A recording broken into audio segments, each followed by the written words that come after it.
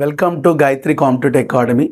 So ఈరోజు మనకి జియోగ్రఫీకి సంబంధించిన అత్యంత ముఖ్యమైన మూడు ప్రధానమైన విషయాల గురించి మనం మాట్లాడుకోవడం జరుగుతుందండి. సివిల్ సర్వీసెస్, గ్రూప్ 1 ఎగ్జామ్స్, అలాగే మనకి DSC exams, all competitive, SI, constable అన్ని పరీక్షల్లో కూడా మనకి జాగ్రఫీ అనేది చాలా అత్యంత ముఖ్యమైనది. ముఖ్యంగా civil service preliminary and mains topic, అలాగే గ్రూప్ 1 ప్రిలిమినరీ అండ్ మెయిన్స్ టాపిక్స్లో చాలా కీలకమైనది జాగ్రఫీ. అయితే జాగ్రఫీని మనం ఏంటంటే వెరీ ప్రాక్టికల్, అంటే చాలా ప్రాక్టికల్గా, అప్లికేటెడ్గా, దాన్ని అవుట్పుట్ని మనం కనుక చాలా క్లియర్గా తీసుకున్నట్లయితే కనుక డెఫినెట్గా విజయం సాధించవచ్చు. అందులో భాగంగా నేను మొదటిగా చెప్పేది ఏంటంటే జాగ్రఫీ చదివేటప్పుడు ఖచ్చితంగా తెలియవలసిన ఒక 3 ప్రధానమైన విషయాలు ఉంటాయి. అందులో మనకి జాగ్రఫీలో లిథోస్పియర్, అట్మాస్ఫియర్, హైడ్రోస్పియర్. ఈ 3 కలిస్తేనే బయోస్పియర్ సిస్టమ్ వస్తుందండి. ఈ లిథోస్పియర్, అట్మాస్ఫియర్, హైడ్రోస్పియర్ కలిసి వచ్చే బయోస్పియర్ సిస్టమ్ని, ఈ 4టిని కనుక మనం ఖచ్చితంగా అండర్స్టాండ్ చేయగలిగితే జాగ్రఫీలో 2 ప్రధానమైన విషయాలు మనకి ఎక్స్ట్రాగా కవర్ అవుతాయి. అందులో ఏంటంటే కనుక ఒకటి డిజాస్టర్ మేనేజ్మెంట్కి సంబంధించి, అలాగే ఎన్విరాన్మెంట్ సబ్జెక్ట్కి సంబంధించి ఈ 2 సబ్జెక్ట్ని చాలా సునాయాసంగా దీంట్లోకి తీసుకోవచ్చు. సాధారణంగా ఏంటంటే జాగ్రఫీని చదివేటప్పుడు కేవలము సాధారణ విషయాలతో దాన్ని వదిలిపెట్టడం జరుగుతుంది. కానీ ఇక్కడ 3 విషయాలకు మనం ఈ జాగ్రఫీని చక్కగా ఉపయోగించవచ్చు. మొట్టమొదటిది ఏంటంటే కనుక ఎకానమీకి సంబంధించిన విషయాలు అర్థం చేసుకోవడానికి, రెండోది ఏంటంటే డిజాస్టర్ మేనేజ్మెంట్ చూడడానికి, మూడో ముఖ్యమైన అంశం ఏంటంటే కనుక మన environment science, environment sustainable development టాపిక్స్ని 100% మనం పొందాలంటే కనుక ఈ వే ఆఫ్ అప్రోచ్, ఈ వే ఆఫ్ స్ట్రక్చర్ 100% కావాలండి. అయితే ఇదొక టెక్నికల్ మోడ్ ఆఫ్ సిస్టమ్. అంటే టెక్నికల్గా ఏంటంటే లిథోస్పియర్, అట్మాస్ఫియర్, హైడ్రోస్పియర్ అనేది మనం ఇండియన్ జియోగ్రఫీకి అప్లై చేస్తాం. సేమ్ ఇక్కడ వరల్డ్ జియోగ్రఫీని డివైడ్ చేసినప్పుడు చూస్తాం. ఈ ఇండియన్ జియోగ్రఫీ, వరల్డ్ జియోగ్రఫీ ఈ రెండింటిని కూడా మనం కాంబైన్ చేసినప్పుడు ఆటోమేటిక్గా మనకి ఏపీ జియోగ్రఫీ ఏం కాదండి. అంటే మనకి ఎగ్జామ్లో 3 ప్రధానమైన అంశాలు ఇస్తారు. అంటే ఇప్పుడు కోర్టు నోటిఫికేషన్ సంబంధించిన పడింది ఏపీ హైకోర్టు డిస్ట్రిక్ట్ వైజ్ పోస్ట్లో. ఏపీ జియోగ్రఫీకి సంబంధించి ఇండియన్ జియోగ్రఫీ సిలబస్ ఉంటుంది.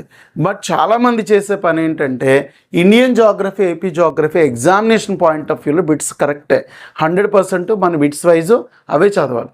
కానీ ఈ 2 కనుక ఖచ్చితంగా మనకి రావాలి అంటే కనుక వరల్డ్ జియోగ్రఫీ మీద మనకు ఐడియా ఉంటేనే మీకు ఇండియన్ జియోగ్రఫీ సులభం అవుతుంది. ఇండియన్ జియోగ్రఫీ ఎప్పుడైతే మనకు తెలిసిందో ఆటోమేటిక్గా ఏపీ జియోగ్రఫీ చాలా క్లియర్గా వస్తుందండి. దీనివల్ల ఏంటంటే సివిల్ సర్వీస్, ఏపీపీఎస్సీ ఎగ్జామ్స్ మాత్రం 100% ఇదే అప్రోచ్ మనకి ఏంటంటే తీసుకోవాల్సి ఉంటుంది. అంటే ఈ డిఫరెంట్ అప్రోచ్ మనకి చాలా చాలా అవసరం అనమాట. దీనికి మీకు ఎగ్జాంపుల్ చెప్పేటప్పుడు ఏంటంటే ఇక్కడ నేను సిలబస్ 3 అంశాలు పెట్టానండి. అంటే వరల్డ్ జియోగ్రఫీకి సంబంధించిన విషయాల పట్ల ప్రైమరీ విషయాలు తెలిస్తే ఆటోమేటిక్గా మీకు ఏంటంటే ఇండియన్ జియోగ్రఫీ స్ట్రక్చర్ క్లారిటీ వచ్చేస్తుంది చదివేటప్పుడు. ఎప్పుడైతే ఇండియన్ జియోగ్రఫీ మీద ఐడియా వచ్చిందో వరల్డ్ ఇండియాని ఏం కాకుండా ఏపీ జియోగ్రఫీకి సంబంధించిన విషయాలు తెలియజేస్తాయి అన్నమాట. అంటే అర్థమవుతాయి. అంటే ఇక్కడ నేను ఏం చెప్తానంటే బెస్ట్ ఎగ్జాంపుల్ పేరెంట్స్ని ఇద్దరిని చూసినట్లయితే కనుక ఆటోమేటిక్గా పిల్లల ప్రవర్తన 99% మనకు అర్థమైపోతుంది. ఆ 99% అలా మనకి వరల్డ్ జియోగ్రఫీ, ఇండియన్ జియోగ్రఫీని రెండింటిని కూడా మనం జాగ్రత్తగా అర్థం చేసుకోగలిగితే ఏపీ జియోగ్రఫీకి సంబంధించిన విషయాలు అర్థమవుతాయి. అంటే మీకు ఇక్కడ సెగ్మెంట్స్ వైజ్ చెప్తున్నా. సెగ్మెంట్ వైజ్లో ఏంటంటే వరల్డ్ జియోగ్రఫీ అంటే ఇక్కడ ఏంటంటే కనుకండి వరల్డ్ జియోగ్రఫీ క్వశ్చన్స్ వస్తాయా? బట్ రావు. కానీ world Geography questions staff selection, RRB ఎగ్జామ్స్లో కొన్ని చోట్ల అవసరం అవుతుంది. బట్ ఇండియన్ జియోగ్రఫీ చాలా సునాయాసంగా పొందాలంటే ఇది కావాలి. మేజర్ చూడండి, వరల్డ్ జియోగ్రఫీలో 3 important structures: lithosphere, atmosphere, hydrosphere structure. అంటే లిథోస్పియర్ సిస్టమ్ అంటే ఫస్ట్ యూనివర్స్ గురించి చెప్పుకుంటాం. యూనివర్స్, గెలాక్సీస్, స్టార్స్, నెబ్యులాస్ ఇవన్నీ ఎలా ఫామ్ అవుతాయి అనేసి చెప్పుకుంటాం. తర్వాత రెండో కీలకమైనది ఏంటంటే కంప్లీట్గా మనకి లిథోస్పియర్ స్ట్రక్చర్. అంటే లిథోస్పియర్ స్ట్రక్చర్లో సోలార్ సిస్టమ్ నుంచి మన ఎర్త్ రావడం అనేసరి గురించి, సోలార్ సిస్టంలో అంటే సూర్యుడి నుంచి వెలువడిన ఒక ప్రధానమైన పదార్థమే మనకి భూమి ఏర్పడ్డాం. అంటే సోలార్ సిస్టంలో మనకి మెర్క్యూరీ కానీ, వీనస్ కానీ, సో ఎర్త్ కానీ, ఇలా ప్లానెట్స్ అన్నీ కూడా మాట్లాడుకొని, సో ప్లానెట్స్ సంబంధించి అలాగే శాటిలైట్స్ సంబంధించిన విషయాలు చదువుకొని, సో దాని యొక్క నేచురల్ సిస్టమ్కి ఎఫెక్ట్ అంతా కూడా మనకు అర్థం చేసుకోవడానికి సోలార్ సిస్టమ్ అవసరం. అదేవిధంగా మనకి అప్పుడు ఎర్త్కి సంబంధించిన పార్ట్కి వస్తాం. అంటే ఎర్త్ రెవల్యూషను, రొటేషను, ఎర్త్కి సంబంధించిన లాంగిట్యూడు, లాటిట్యూడు. అంటే సాధారణంగా ఏంటంటే జాగ్రఫీ చదివేటప్పుడు నేను భూభ్రమణం చదివాను, పరిభ్రమణం చదివాను, రేఖాంశం చదివాను, అక్షాంశం చదువుతానని చెప్పుకుంటారండి. బట్ ఇక్కడ మీరు అది నేర్చుకున్న తర్వాత లాంగిట్యూడ్, లాటిట్యూడ్ చదివిన తర్వాత దాన్ని రియల్ లైఫ్లో ఏ విధంగా ఉపయోగించాలి. రియల్ లైఫ్లో అసలు మనం డైలీ అంటే మన ప్రభుత్వ కార్యకలాపాలు కానీ ప్రతిరోజు నిత్యం చేసే పనుల్లో లాంగిట్యూడ్, లాటిట్యూడ్ని సింపుల్గా వాడతాం. అంటే మీరు ఒక గవర్నమెంట్కి ఒక లెటర్ రాశారు, గవర్నమెంట్కి ఒక లెటర్ రాసేటప్పుడు లేదా any letter to your college, school, చిన్న స్టేజ్ నుంచి రాస్తారు. ఆ రాసినప్పుడు లాంగిట్యూడ్, లాటిట్యూడ్ వాడకుండా మీరు చేయరండి. అంటే దీన్ని నేను ఒక ఎగ్జాంపుల్ చెప్తాను అనమాట. అంటే మీరు ఒక లెటర్ రాసేటప్పుడు ఏంటంటే అక్కడ మొట్టమొదటి మీరు ఏంటంటే కనుక డేట్, ప్లేస్. అంటే మీరు అక్కడ వేసేటప్పుడు డేటు, మంత్, ఇయరు, ప్లేస్. అంటే మీరు డేటు, టైము వేస్తున్నారంటే కనుక లాంగిట్యూడ్, ప్లేస్ చెప్తున్నారంటే లాటిట్యూడ్. అంటే ప్రతిరోజు కూడా మీరు నిత్య జీవితంలో లాంగిట్యూడ్, లాటిట్యూడ్ వాడుతున్నారు. ఈ విషయాన్ని మర్చిపోకూడదండి. అంటే ఇలాంటి చాలా అప్లికేషన్స్ ఉంటాయి ప్రతి టాపిక్లోనూ. ఆ అప్లికేషన్స్ తెలిస్తే చాలా సులభం. అంటే మన చుట్టూ జాగ్రఫీ నిత్యం మన చుట్టూ ఉన్నట్టుగానే జియోగ్రఫికల్ టాపిక్స్ని చాలా ఈజీగా మనం ఏంటంటే గెయిన్ చేయొచ్చండి. It is the first example. Next another important ఏంటంటే interior part of the earthquake, tsunamis, volcanoes, rocks and land forms. ఇదంతా లిథోస్పియర్. అంటే ఏంటి, మనం స్టెప్ బై స్టెప్ నేర్చుకోవాలండి. సోలార్ సిస్టమ్ తర్వాత ఎర్త్ తర్వాత ఎర్త్ ఇంటీరియర్ పార్ట్.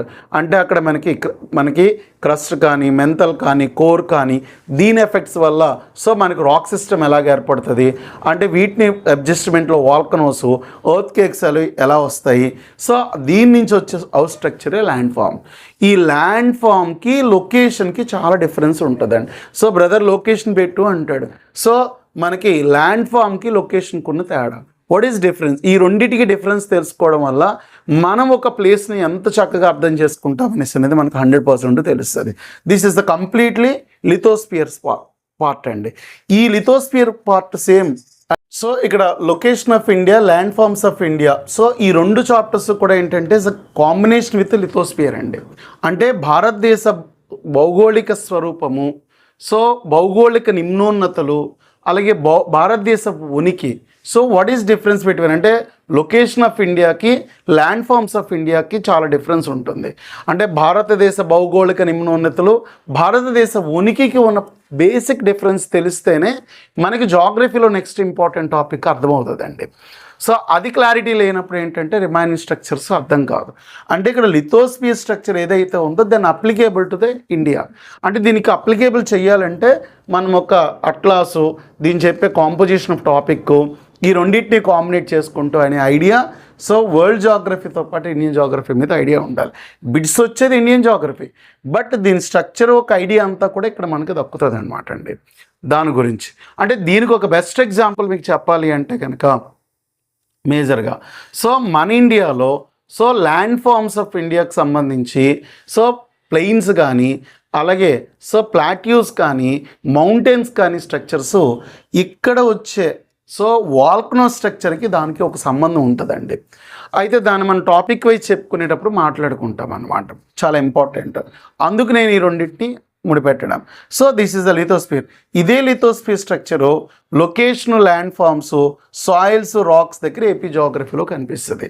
అంటే ఈ లిథోస్పియర్ స్ట్రక్చర్ మనకు అర్థమవుతే ఇండియన్ జాగ్రఫీ చాలా చక్కగా క్లారిటీ వచ్చేస్తుంది. ఇండియన్ జాగ్రఫీ ఎప్పుడైతే మనకు ఐడియా వచ్చిందో ఏపీ జాగ్రఫీలో లిథోస్పియర్ని ఈ మూడింటిని కాంబినేట్ చేసుకుని చదవడం అనేది చాలా చాలా అవసరం. అంటే ఇక్కడ మీకు చెప్పే ప్రధానమైన విషయం ఏంటంటే ద కాంపోజిషన్ ఆఫ్ వరల్డ్ జియోగ్రఫీలో ఉన్న లిథోస్పియరు, ఇండియన్ జియోగ్రఫీ స్ట్రక్చర్ సంబంధించిన లిథోస్పియర్ స్ట్రక్చరు. సో ఈ రెండు కాంపోజిషన్తో ఏపీ జియోగ్రఫీ చాలా సులభంగా వస్తాయి. దీని అప్లికేషన్ బిట్స్, టాపిక్ ఏ విధంగా నేర్చుకోవాలనేది మనం ఒక సపరేట్గా ఒక చాప్టర్ ఎక్స్ప్లెయిన్ చేసుకునేటప్పుడు మనం వివరించుకోవడం జరుగుతుందండి.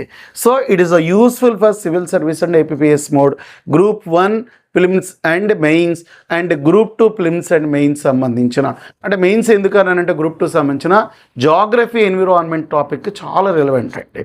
సో ఇంటర్డిపెండెన్సీ సబ్జెక్ట్ అనమాట ఇది right now. Then another important మనకి లిథోస్పియర్ తర్వాత అట్మాస్ఫియర్లో pressure, winds, humidities, perspiration, clouds. So అంటే మనకి అట్మాస్ఫియర్ చేంజెస్ సంబంధించిన అంటే స్పియర్ అనే టాపిక్ కూడా చాలా ఇంపార్టెంట్. అంటే జాగ్రఫీలో బేసిక్ టెర్మినాలజీ చాలా బాగా రావాలండి. ఆ బేసిక్ టెర్మినాలజీ మనకి ఎంత బాగా వస్తే సో సబ్జెక్ట్ని చాలా సులభంగా అల్లుకోవచ్చు అనమాట.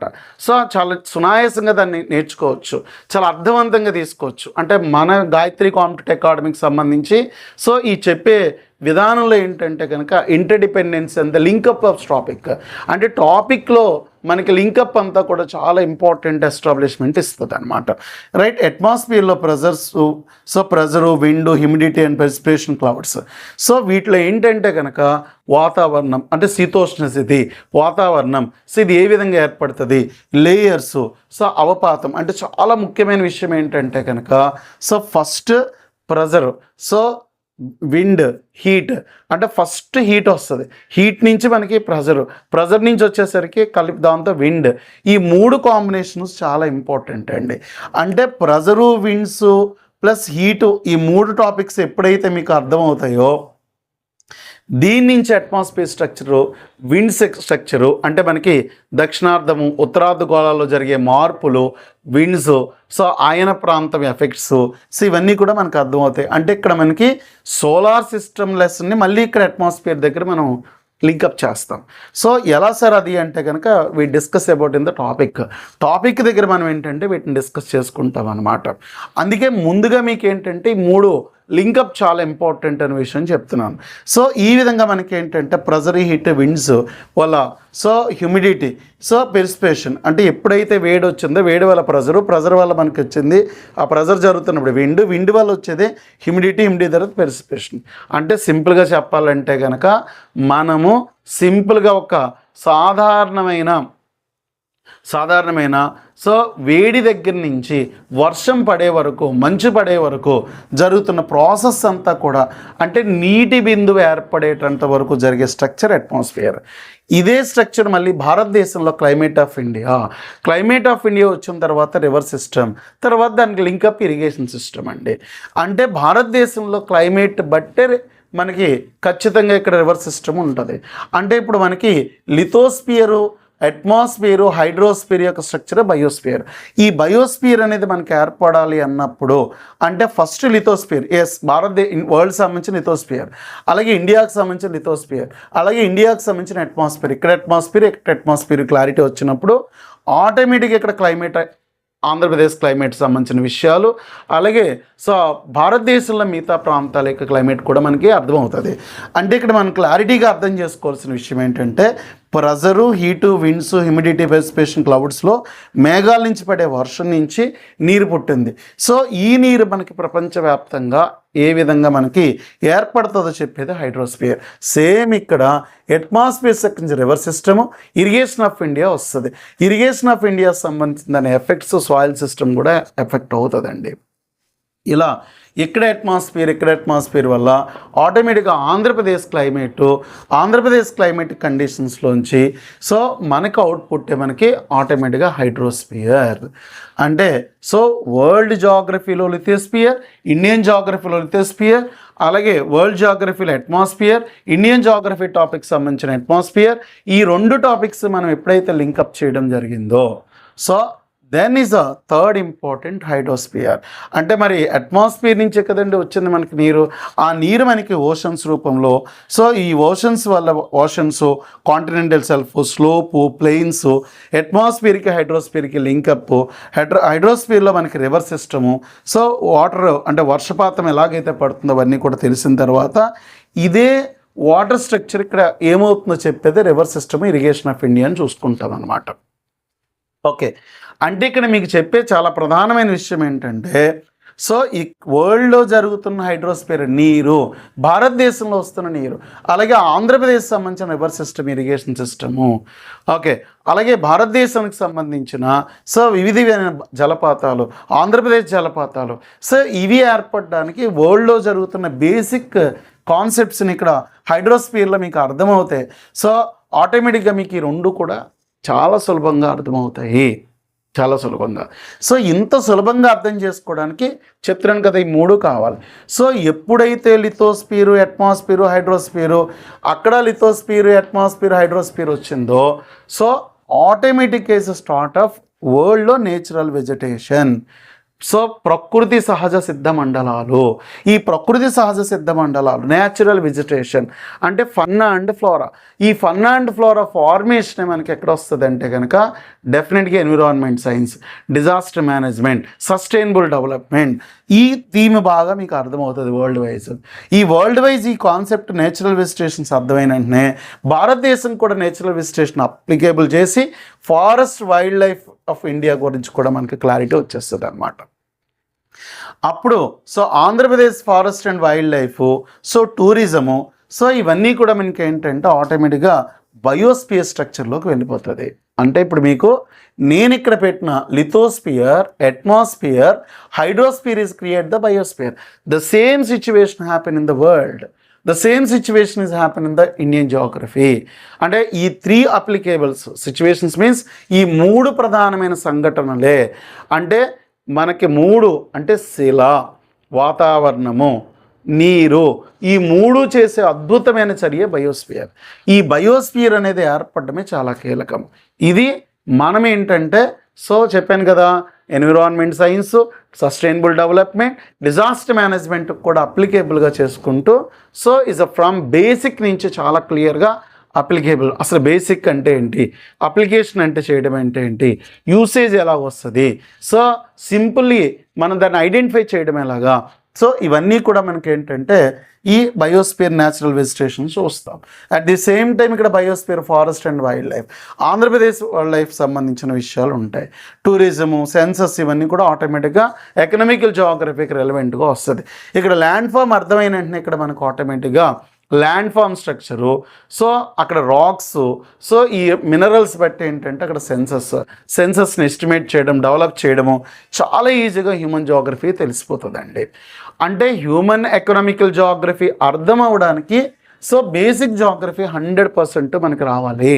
అది ఇండియా, ఏపీకి సో ఎలా అప్లికేబుల్ చేయాలనేవి నెంబర్ ఆఫ్ మన టాపిక్స్ చెప్పేటప్పుడు చాలా సులభంగా, అంటే అసలు జియోగ్రఫీని ఏంటంటే మనం చాలా సునాయాసంగా, చాలా ఈజీగా మనకు గుర్తుపెట్టుకోవడానికి విత్ అట్లాస్తో దాన్ని మనం ఎలా వర్కౌట్ చేసుకుంటూ సో మనం వెళ్ళగలం అనేది మనకి ఇక్కడ చాలా ఇంపార్టెంట్ విషయం అండి.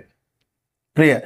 సో దీంతో పాటుగా నేను ఏమంటానంటే జాగ్రఫికల్ సిచ్యువేషన్ నేర్చుకునేటప్పుడు you must learn the continents, అంటే ఖండాల గురించి ఖచ్చితంగా తెలియాలి. అంటే ఓషనోగ్రఫీ గురించి ఇక్కడ హైడ్రోస్పియర్లో భాగంగా oceanography, continental shelf, slope, plain, deeps, so ఈ స్ట్రక్చర్ మళ్ళీ భారతదేశంలో ఈస్టర్న్ ప్లెయిన్, వెస్టర్న్ ప్లెయిన్ సంబంధించిన దగ్గర so east Coast area, west Coast ఏరియాకి ఈ ఓషనోగ్రఫీ టాపిక్ని అక్కడ అప్లై చేస్తాం. The same is applicable in Andhra Pradesh. అంటే ఆంధ్రప్రదేశ్ కోస్టల్ ప్లెయిన్ సంబంధించిన విషయాలు, తూర్పు తీర మైదానము, పశ్చిమ తీర మైదానం, ఈ 2 ప్రాంతాలని కూడా మనం ఏంటంటే డెఫినెట్గా అర్థం చేసుకునేటట్టు చెయ్యాలి. దెన్ అనదర్గా వరల్డ్ జాగ్రఫీలో మనం ఇచ్చే ఇంపార్టెంట్ స్ట్రక్చర్ ఏదంటే నేర్చుకునేది కాంటినెంట్స్. అంటే కాంటినెంట్స్ ఏంటి సార్ అంటే మీరు కాంపిటేటివ్ ఎగ్జామ్ ప్రిపేర్ అయ్యేటప్పుడు సో నేను ఒక పరీక్ష పెట్టాను, ఈ పరీక్షకి ఇంతవరకు చదువుతాను, అంతకు మించి చదవను, ఇంతకు మించి అక్కర్లేదు. Yes, 100% right. ఎప్పుడంటే మీకు కంప్లీట్ సబ్జెక్ట్ అంతటి మీద అవగాహన ఉంటే మీరు దేన్నైనా సరే సాధించవచ్చండి. అది సివిల్ సర్వీసా, ఐపీపీఎస్సీయా, డిఎస్సీయా, ఆల్ కాంపిటేటివ్ ఎగ్జామ్సా, రేపు కోర్ట్ ఎగ్జామ్సా, లేదు అంటే కనుక కానిస్టేబులా, ఎస్ఐయా, వాట్ ఎవర్ ద మేబీ, అది మీకు రావాలంటే కాంప్రహెన్సివ్ ఐడియా ఉండాలి. కాంప్రహెన్సివ్ ఐడియా ఉన్నప్పుడు డెఫినెట్గా మీకు కావాల్సిన సిలబస్ సెగ్మెంట్ చాలా సులభంగా వస్తుందండి. అరే ఇవన్నీ ఎలా గుర్తుపెట్టుకోవాలి, ఎంత కష్టం కదా, ఇబ్బంది కదా అనేసి అనుకుంటారు. అవేమీ కాదు, చాలా చాలా సులభం. ఆ ఎలా సులభం అనేది కాస్త ఆ లెర్నింగ్ అంటే నేర్చుకునే దగ్గరే మీరు జాగ్రత్తగా ఉండాలి. ఆ నేర్చుకోవడంలో ఒక్కసారి మీకు డిస్టర్బెన్స్ వచ్చిందంటే కనుక మళ్ళీ లైఫ్లో దాన్ని రెక్టిఫై చేసే విధానం ఉండదండి.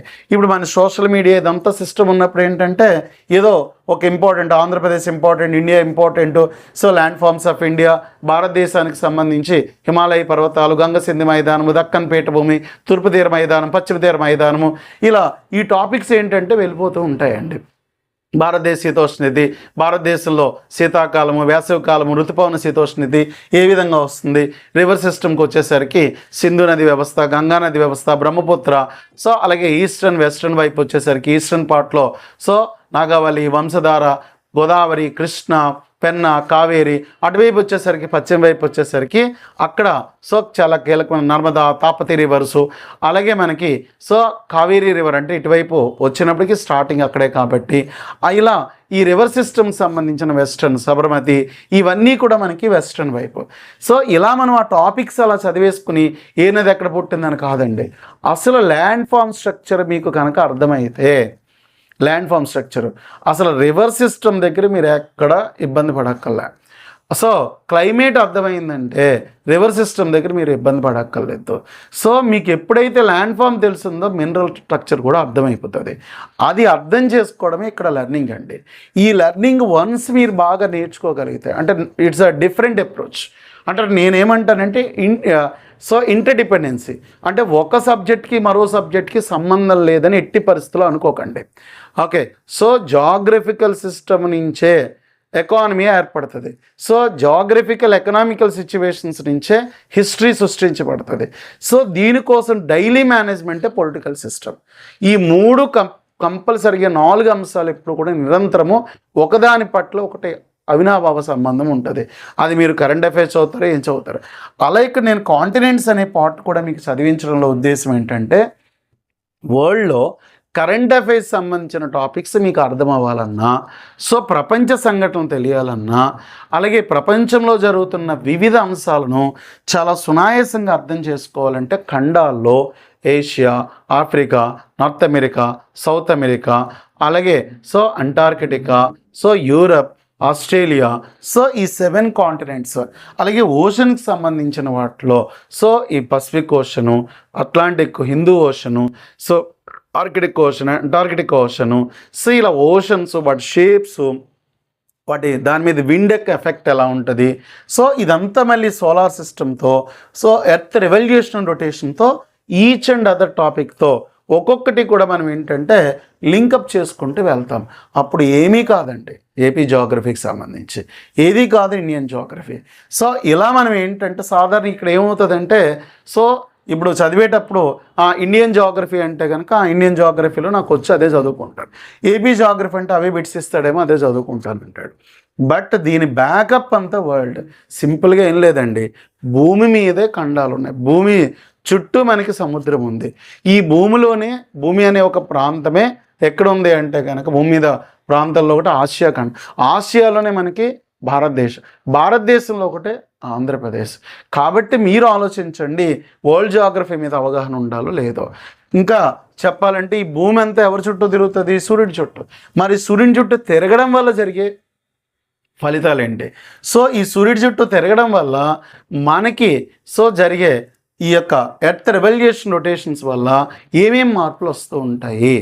ఇలా దీన్ని మళ్ళీ మనం ఏంటంటే కనుక కంప్లీట్గా సో ఈ అట్మాస్ఫియర్, క్లైమేటిక్ చేంజెస్, ఇలాంటి ఎన్నో అద్భుతమైన విషయాలను అవినాభావ సంబంధంతో సో జాగ్రఫీ ప్లస్ మనకి environment science, sustainable development, disaster, ఈ 4టిని బాగా నేర్చుకోగలిగితే ఏపీపీఎస్సికి సంబంధించిన గ్రూప్ 2లో science and technology and environment సైన్స్ని చాలా బ్యూటిఫుల్గా నేర్చుకోవచ్చు. అలాగే గ్రూప్ 1 ప్రిలిమినరీకి సంబంధించిన విషయాలు చాలా నీట్గా సక్సెస్ అవ్వచ్చు. అలాగే గ్రూప్ 1 మెయిన్స్లో సైన్స్ అండ్ టెక్నాలజీ టాపిక్స్ని చాలా చక్కగా అర్థం చేసుకోవచ్చు.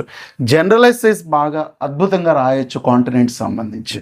ఎందుకంటే సో ఈ ఏషియా పార్ట్లో చాలా ఇంపార్టెంట్ డైరెక్షన్స్ అంటే సో సింపుల్గా southern Asia, South East Asia nation, East Asian countries, Central Asia, western Asia, ఈ పార్ట్స్ ఏ కంట్రీస్ వస్తాయి, దీనివల్ల మీకు ఏంటంటే ఇంటర్నేషనల్ అఫైర్స్ బాగా అర్థమవుతుంది. అలాగే సో యూరప్ కంట్రీస్, యూరప్లో so northern Europe, southern Europe, central Europe, western Europe, eastern Europe, ఖచ్చితంగా యూరేషియా, అలాగే North American continents, so South American continents, so యూరప్లో ఉండే అంశాలు, ఈస్ట్ ఆస్ట్రేలియా, అంటార్కిటికా జీవఖండం కాబట్టి ప్రాబ్లం లేదు. ఇలా ఇవన్నీ కూడా మీకు ఏంటంటే చక్కగా సో దీనివల్ల అంటే కాంటినెంట్స్ వరల్డ్ జాగ్రఫీలో ముఖ్యంగా ఎకనామికల్ ఆస్పెక్ట్, హ్యూమన్ జాగ్రఫీ గురించి తెలియాలన్నప్పుడు ఫిజికల్ స్ట్రక్చర్ అద్భుతంగా తెలిస్తే మనకి G8, G20, G15, ఏషియానా, బీమ్స్టెక్స్, ఇబ్జా ఇవన్నీ కూడా మనం చాలా సులభం చేసేయచ్చండి కరెంట్ అఫైర్స్లో. కాబట్టి సో కాంటినెంట్స్ మనకు తెలిస్తే సో చాలా చక్కగా చాలా విషయాలు కాంటినెంట్స్ దగ్గర వర్క్ చేసుకుంటే the very easy of international current affairs, international ఇష్యూస్ని కూడా చాలా సులభంగా మనం డీల్ చేయొచ్చు. సో అది ఎలాగనే దానికి సో మనం ఏంటంటే ఒకసారి ఖండాలు నేర్చుకోవడం వల్ల జరిగే బెనిఫిట్ని ఎప్పటికప్పుడు కాంటినెంట్లో మన యాప్ కూడా సో రెడీ అయిపోయి సో మీరు డౌన్లోడ్ చేసుకోవడం. సో మనం త్వరగా స్టార్ట్ చేయబోతున్న లాంగ్ టర్మ్ బ్యాచెస్కి సో మీకు తెలుసున్న వాళ్ళకి సో మీ ఫ్రెండ్స్కి కూడా సో దీన్ని లైక్ చేసి షేర్ చేసి సబ్స్క్రైబ్ చేయండి. సో చాలా అద్భుతమైన విషయాలు ఎప్పటికప్పుడు మీకు షేర్ చేయడం జరుగుతుంది.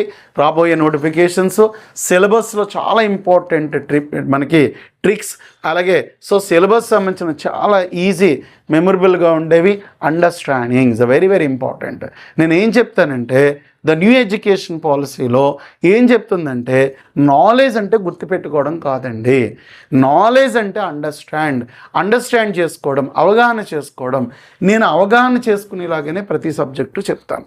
సో ఆ అవగాహన వల్లే మనకి ఏంటంటే previous group 1, group 2, so civil services సంబంధించిన ఫౌండేషన్ కోర్సెస్ ఇలా చాలా డిఫరెన్స్లో మనకి ఏంటంటే సెలక్షన్స్ రావడానికి గల కారణం అనమాట.